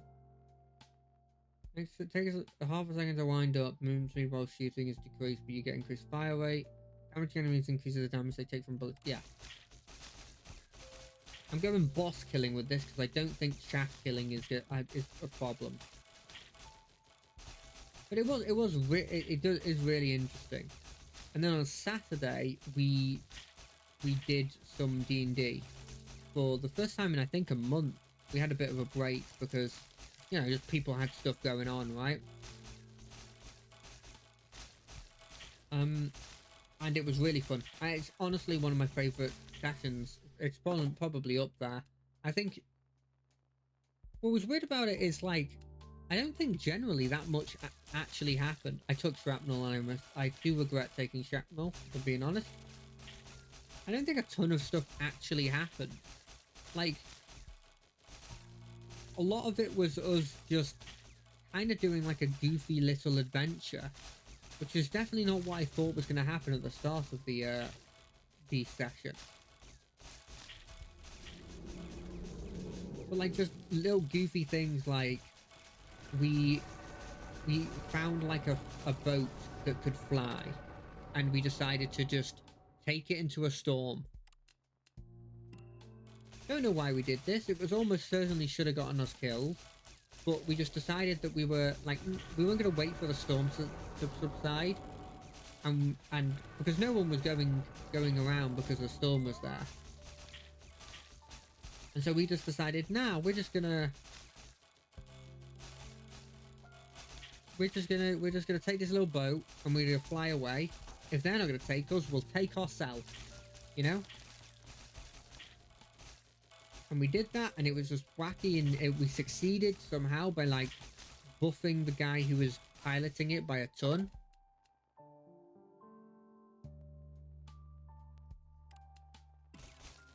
And it was just, it was, I don't know, it was one of those situations that was wacky, it was funny. And then we just immediately got hit down by like a flying knight. And now we're gonna go kill a king. Just like really wacky things that you just like, it feels so D&D to do, right? There's always that thing that people say of like, it's always weird in RPGs where you start off fighting goblins or bandits and then you end the like the game fighting God, killing God. But it's very much like that in this. It's like you start fighting little small things and it's like, oh yeah, go kill a king. And it's funny because like, it's kind of like ironic that we've gone from trying to save our king to killing another person's king. I don't know, like, obviously I'm being very general about what happened, but like there was lots of little funny things. Like I love the fact that it now is like canon that the two other people know that our like lord and generally the dragons are kind of dicks, and that they are keeping like an evil there so that they can keep people under their thumb. And that even though our lord was one of the gooder ones, generally they aren't good people. And I just love the fact that my character's just like, no, he's lying. Like, he doesn't believe it at all. He just believes that, no, they're good, because he's been taught that they're good. And he comes from a long family that believe that the true thing to do is to follow this, you know, borderline immortal leader. And I just find it quite funny. The other session, one of the like former guards who have betrayed him was talking about that. It's like, no, we're gonna remake him in our image. We'll make him good. Those other dragons, they're horrible. And and throughout it, my other companions are like, yeah, no, I understand where you're coming from. And I'm just like, nope, draw sword, attack. How dare you insult my lord? Which I just found really, really funny. Yeah, I think it was a really good session. I was a bit not disappointed. I was a bit sad that we weren't able to fight an optional boss, but it just made no sense for us to go and fight it. It would have been like, there was a point where our I think this, you see, the thing is with this ricochet is I think you have to kill for it to ricochet more.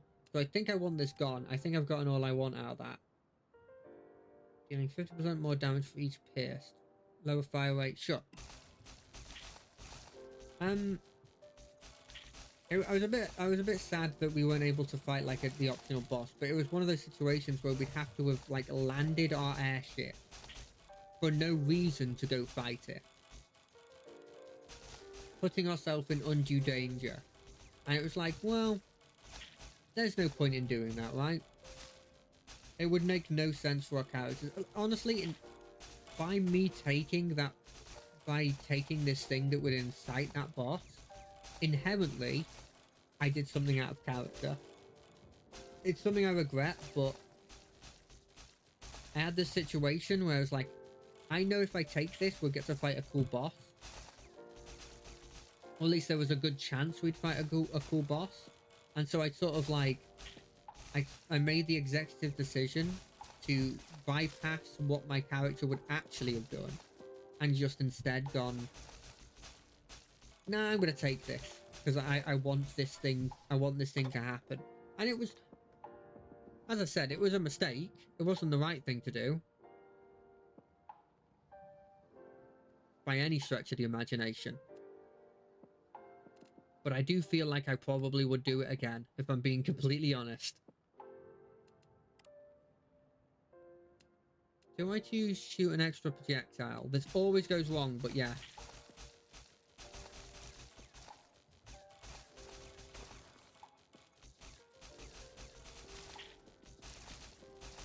So yeah, that was very fun.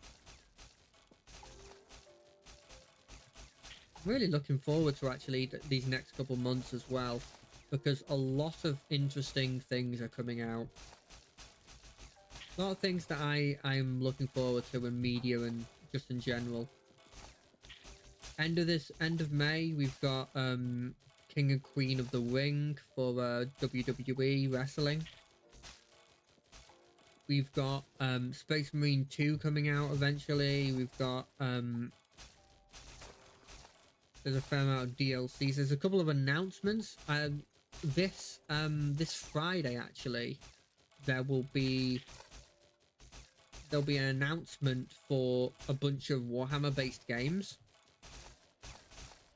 They got this event called Warhammer Skulls, where they're going to be doing a load of announcements for Warhammer based like expansions or Warhammer based games that aren't even out yet.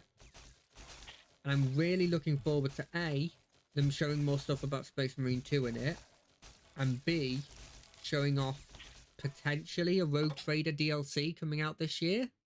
That's my hope. Sure, I'll take this. Fire rate's never a problem, right? Not as if I'm all about fire rate. But yeah, I'm really hoping for that, because it would be so cool to see a DLC come out.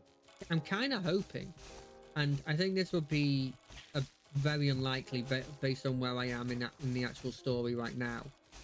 But I'm kind of hoping that when I finish this Rogue Trader campaign, that immediately following that, I can go into the DLC. So that would be incredible, honestly. That would be absolutely incredible. If the DLC is big enough to warrant... If it's big enough to warrant a blooming a second playthrough. But like in Heavenly, I want to do a second playthrough anyway. So would it really be too weird to do another playthrough? I know it's similar to what I'm playing now, but I kind of want to play like...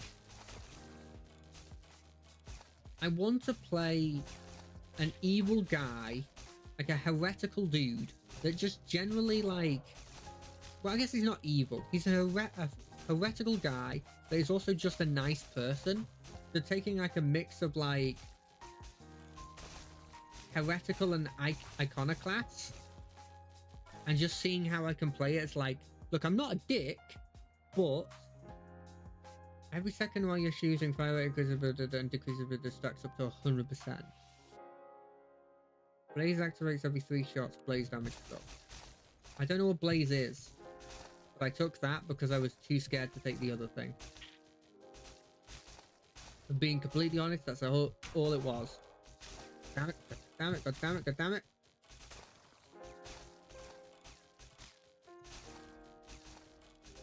But yeah, I'm really looking for... I'm hoping that it'll add a couple companions. I feel like realistically it'll only add 1, but I'd love it if there was 2. My hope is that they add an Ogren. I'd really like there to be an Ogren.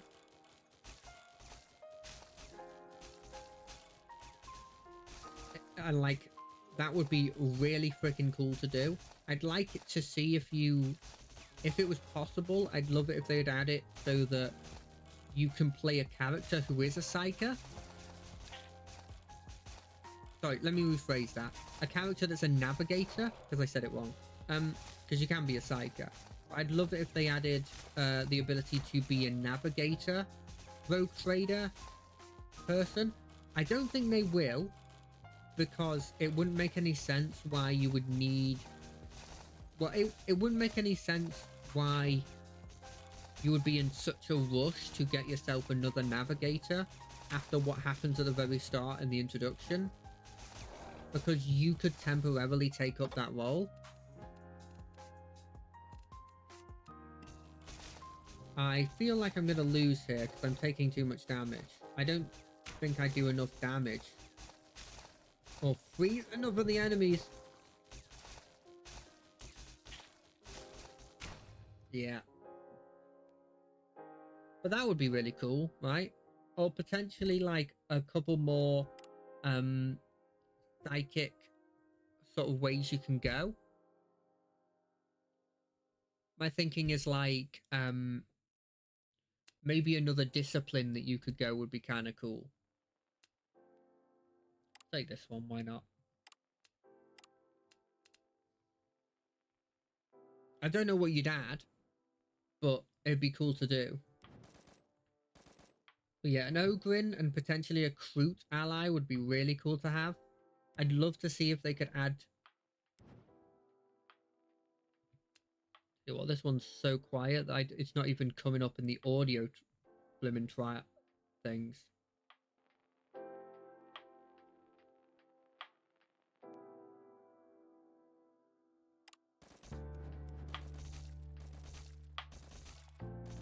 But yeah, that would be really cool to see, honestly. I'd love to see how they'd integrate into... Come on, Jack, get your words straight. Integrate what's the word? Integrate the eating of bodies to gain like potential properties into it, because that would be really cool if they could, like getting some like passive bonuses from beating up bosses or something. I don't think it would be overpowered. I could be completely wrong. I feel like Shrapnel and Ricochet are like ones that you kind of need to have a lot of power on. You know what? No, I'm gonna pick this. I'm gonna quit this. I want to try out this. Wait, did that say unable to pierce? Yes, I forgot about that. We're gonna try out this one. I want to try out using Ricochet and Shrapnel on the hand cannon, and then just boosting damage if potentially possible. That feels like a cool thing to do, honestly.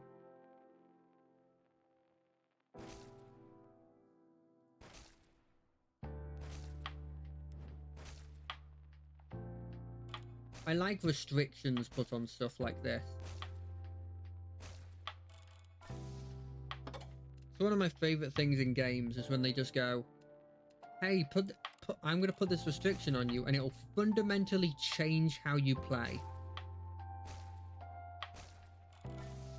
Now you've got a situation where this thing that was normally incredible, it's now no longer incredible.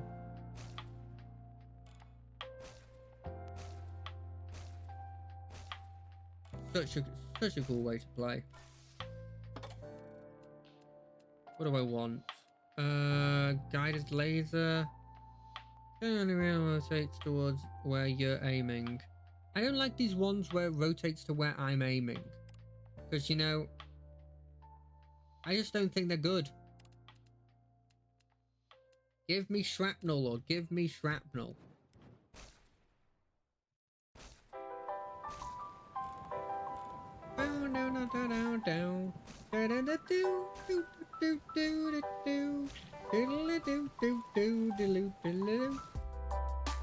I've realised by watching people who are actually good at streaming, like my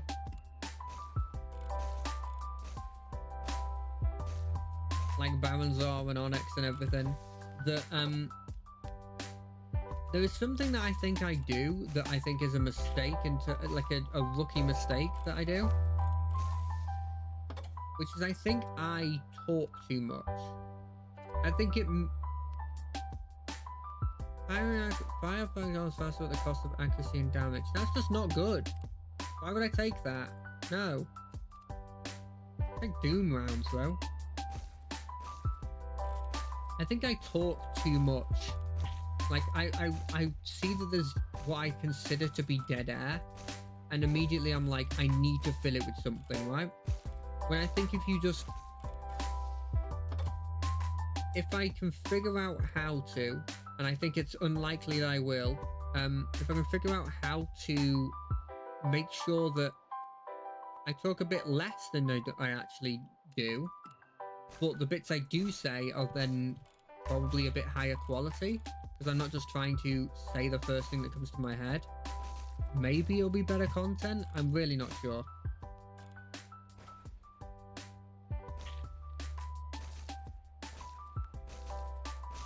I'll be honest, it's one of those situations that I don't know if I'll ever be that not nervous about that kind of stuff. Like, I'm not inherently nervous to come and do this. Like, when I'm actually nervous for something, believe me, you would know if I'm nervous. Because I do not hide me being nervous very well. Oh, are you kidding me? Come on.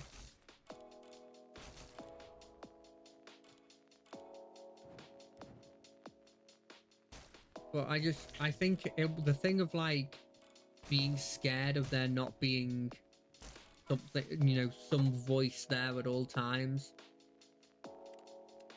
I think it's something I can definitely work on. At least I'm hoping I can work on. But we'll see. I've said that a lot of times and it's not actually come across. You know, I've said, oh, I'll do this, but I've never. I am happy that when I do get to the Saturday stream, and I finally have an avatar for you to see, I will have actually done something I said I was gonna do. That'll be another short-term goal done. You know, I like ticking these short-term goals off because it means it feels like I'm making progress, without choosing something that I don't think will frankly ever happen, which is like getting affiliate. I think statistically I'm more likely to get bored of doing this before I get affiliate, if I'm being brutally honest. I'm not bored of it at all now. Like, I'm in that situation where I'm like, I couldn't think of this being boring because it's never boring. It's never a chore, right? But am I saying that now? I've said that about other stuff, and then later on it's been like, well, shit, I actually don't have any fun playing X or playing Y anymore, you know?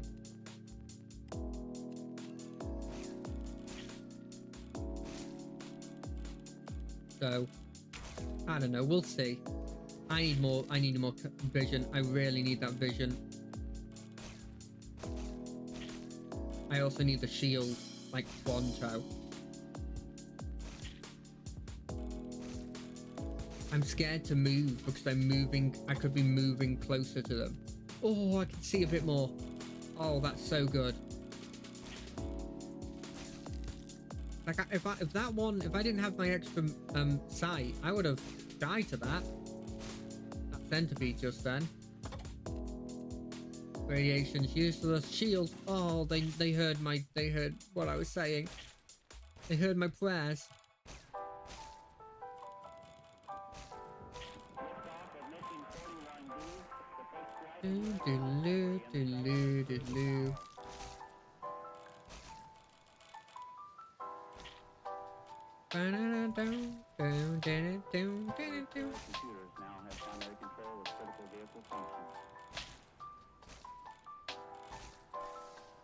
You know, there's a part of me that thinks to myself, like,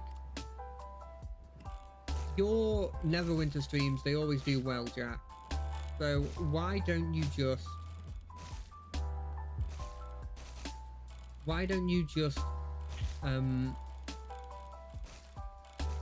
do those more, right? Turn your Monday one into just doing more Neverwinter. Turn your Wednesday one into doing more Neverwinter. You know, focus on what is doing well. And there's a part of me that thinks that you should do that, right? And there's another part of me that I think is the right part of me, most of the part of me, that's like, no. If you start doing stuff just because it's doing well, instead of just doing what you want to do, or and locking yourself into one game, you're not gonna have a fun time, right? There's some people that can play one game over and over again, and like, I commend them for it. Like, it's something I don't think I could do without getting jaded. 1 Mississippi, 2 Mississippi. No, I shoot faster than that. When it's missed. No, I'll take the ricochet.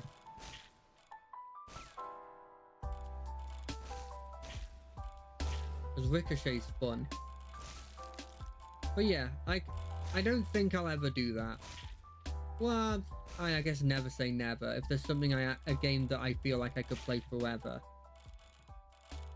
it would have to be a game that's gets me more hyped to play than I've ever been hyped ever to play something.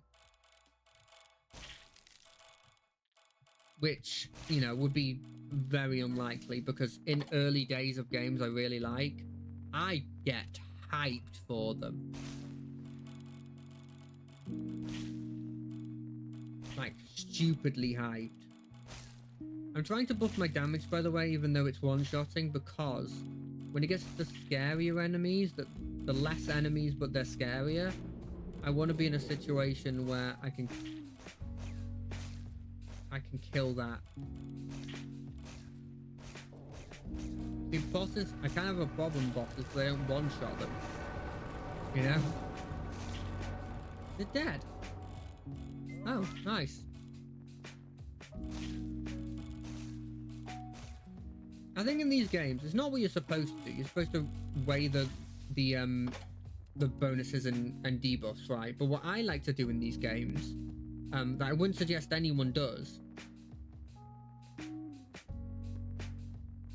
is go screw that idea, and instead what you go with is, I'm going to choose one stat and go screw that stat. I'm going to debuff that stat as much as physically possible because I don't need it, and then use that to take every buff that involves debuffs to that. One of the reasons why I don't think I could play those really hardcore, it's meant to be hard kind of games, where it's like you've got loads of little equipment and they'll give bonuses and debuffs, and it's like, I don't think I could figure out a build there. I'd just be putting stuff on that looks cool and or gives me a cool ability, and that's literally all I'd base it on. Well, I think I'd be horrendous in like XCOM and stuff, or no, more specifically, I'd be horrendous in Phoenix Point, because Phoenix Point's whole shtick is there's effectively no great upgrades in Phoenix Point. They're all, by the way, which is like an XCOM kind of game. There's no strict upgrades. It's all like personalizing.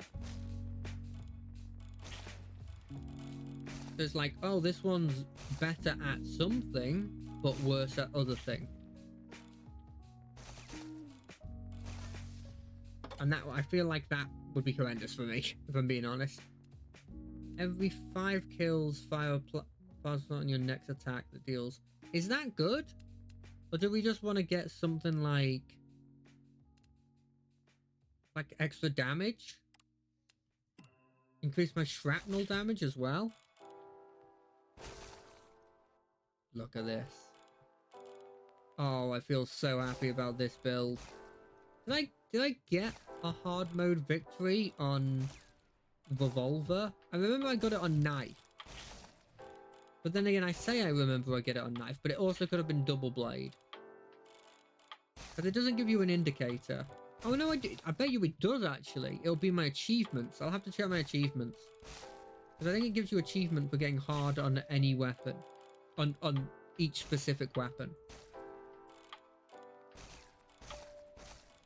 Why is that not ricocheting loads.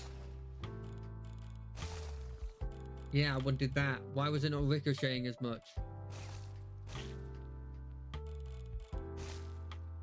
It's the big boys. The boys who always kill me are there. I've got 3 life though.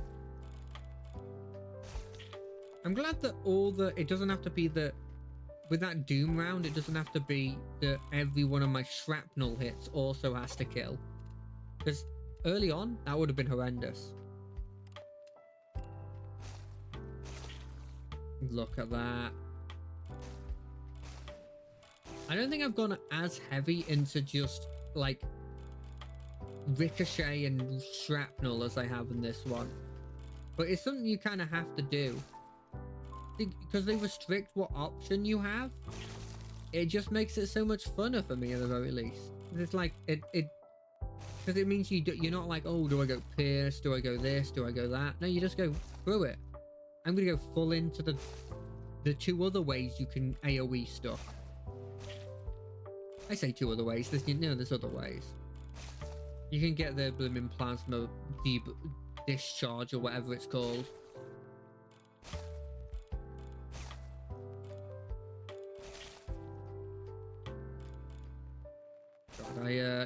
God, we got some cookies in today, and I was like, I really want to eat literally every one of these. They were like white chocolate cookies, and I was like, I need to restrict myself.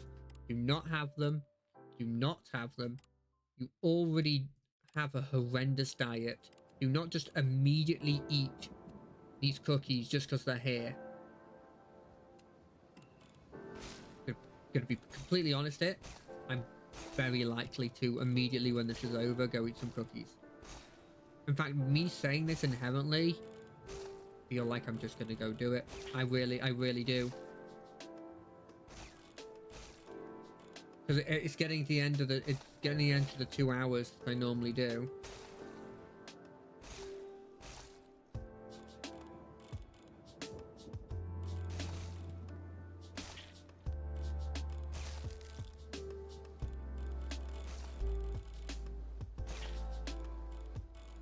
And I'm craving it. I think it's my own problem. I mean, because of this, obviously I have to, but even before this, I have my tea quite early. Dinner for American folks. And because of that, I think it kind of screws me over. Because, oh no, I missed. I think it means that I'm craving a snack once it gets later, and so I start eating before bed. And I heard that eating before bed is bad. Shooting an enemy projectile increases the damage of your bullet by 100%. Deflect projectiles deal 200% bullet damage. I want death row. I don't know what my fire rate is now, but I imagine it's horrendous. But I don't care.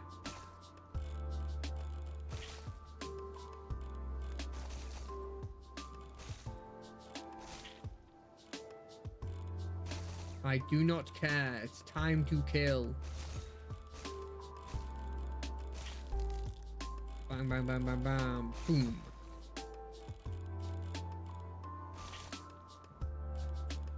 I absolutely love this blimmin' revolver. By the way, strongly recommend this game. If you've had the tiniest bit of fun watching me play, go buy the game. And by buy, I mean just download, because it's free. This is a free game. I didn't pay a dime for this game. I didn't play a dime. I didn't play a nickel. I didn't play I don't know another currency. A pound. I didn't play a cent. I didn't play a yen.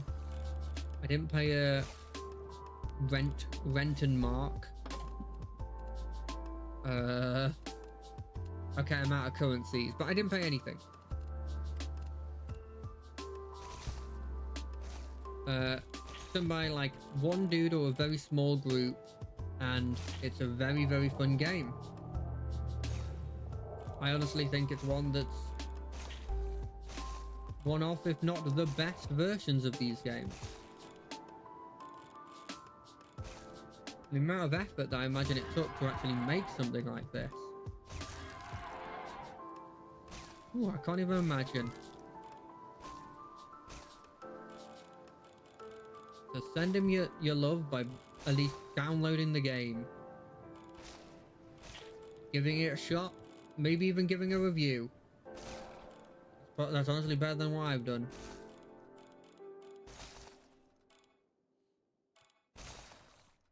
Because it's honestly, I've played Vampire Survivor and I got bored of it very quickly. Mainly because I'm too dumb enough to figure out all the secrets. And all when I got the first DLC, I'm not afraid to admit it, the newer DLC characters were all too complicated for me. I couldn't figure them out. There, I said it. And this game, on the other hand, there's been nothing here that I haven't been able to figure out. I do avoid anything that uses my cursor. Ignore the fact I have this little clone dude. I forgot he used your cursor to aim. But I do avoid that because inherently I'm not good at trying to multitask. So when I'm playing a game and where I'm shooting a gun, I don't want to also be quick. I don't want to be also dealing with shooting a separate gun, even if it is just focused on the same area. I like to sort of just leave my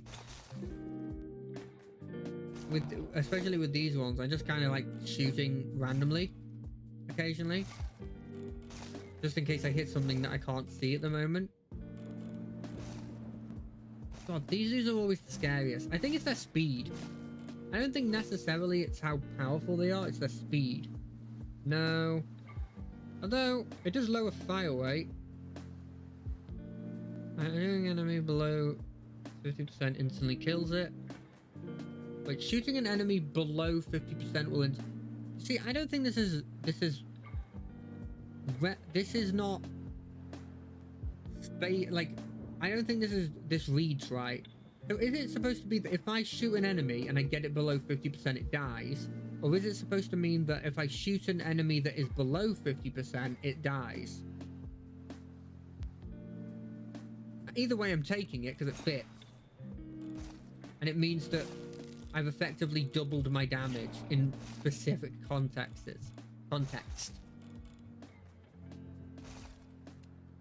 I think they need to be at least 50% when you hit them. You see, I thought that as well, but if you look at the... Oh, it's not here. But if you look at what it was named one shot, which implies it takes one shot to kill. So to me, the name implies that it's the reverse of that. That if you... Because if it's a one-shot kill, it's not you hitting them below 50%. Because if you've hit them... If they're below 50%, it's implied you've hit them. You know?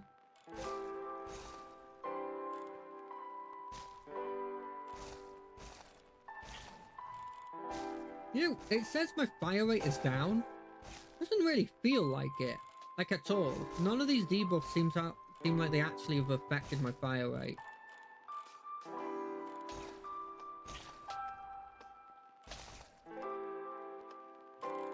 Yeah, I can't actually shoot those projectiles as much as I want to because it's technically me missing a shot. So I have to hope one of the ricochets killed it.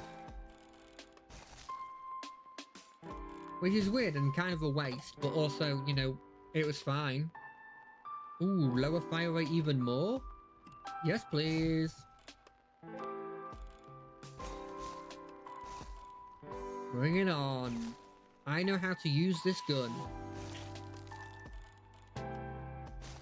I haven't even seen the ones that shoot those big things.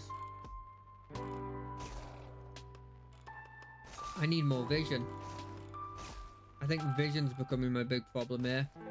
But do I risk going down to 2 life to increase my circle vision even more? Because that's what I'd have to do. And I don't think it would take it from my already existingly used health thing. Well, that would just be too easy a choice in my opinion.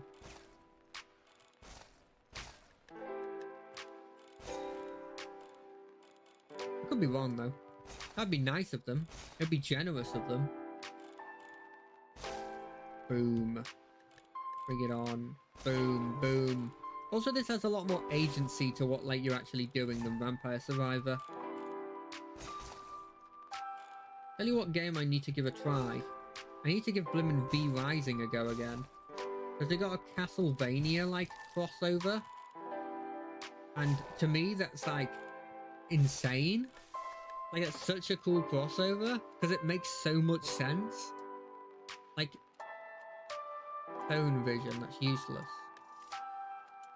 Slug deflection, guiding laser. None of these are incredibly useful. I'll take slug deflection. But yeah, it's just insane to me to think of like, oh yeah, this game's about vampires. Why not get a Castlevania collab? And it's sure it's generally an old franchise now. I don't actually remember the last time that a game came out. It probably came out. I've never been interested in the Castlevania like game series, but the blimmin' show has brought a lot of people into it.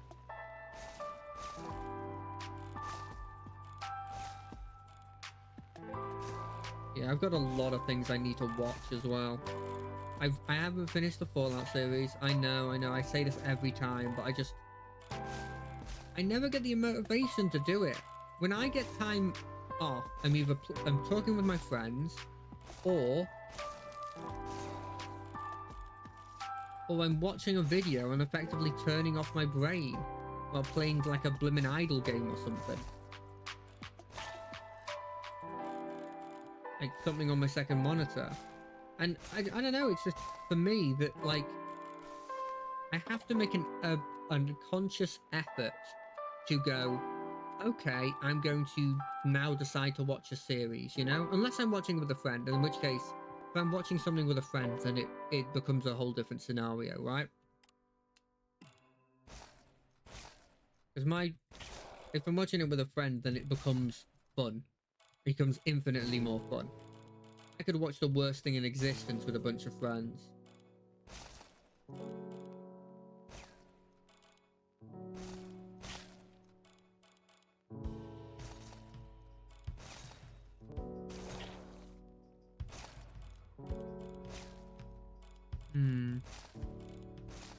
I do think I can win this. I don't remember what point the big boss appears, but I hope it's that guy. Okay, we're just gonna keep it technically weakens me in the scheme of things. But I probably should just shoot him even though I'm not getting a kill. Although, do I need to shoot him?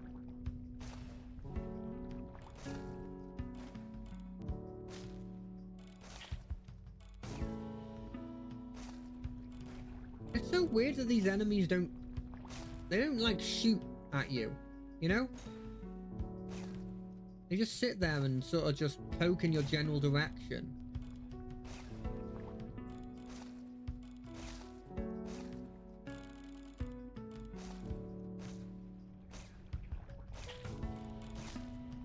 I'm scared to actually shoot it because I'm now realizing my fire rate's bad. Not moving. Oh, I did it. I hadn't done it before. What a great way to blimmin' end the stream. Right, I'll end it there. I'll see you all on Wednesday. And I'll hopefully all see you on Saturday when I do the face reveal stream. Because that's going to be fun. Either way, because we're playing Rogue Trader. Or maybe something more, but probably also just Rogue Trader. So, I hope to see you all there. I hope everyone had a good time, and I hope there wasn't any technical problems. I'll see you all on Wednesday.